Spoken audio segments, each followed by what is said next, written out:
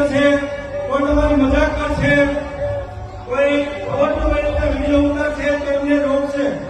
ગ્રાઉન્ડની અંદર કોઈ દારૂ પીધેલી વ્યક્તિ અમને દેખાશે, એમને પકડીને પણ એ લોકો નજીકના પોલીસ સ્ટેશનની અંદર લઈ જશે.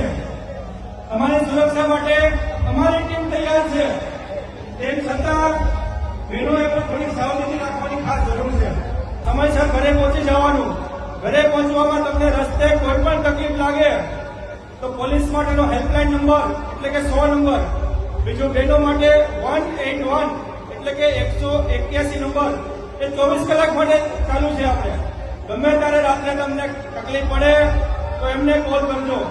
કદાચ આપણાથી ખાતાની અંદર પૈસા કપાઈ ગયા હોય તો સાયબર ક્રાઇમનો હેલ્પલાઇન નંબર આપણે યાદ રાખવાનો 1930 ઉપર તમે કોલ કરજો. તમારા જે પૈસા કપાઈ ગયા છે તે બેંકની અંદર હોલ્ડ થઈ જશે.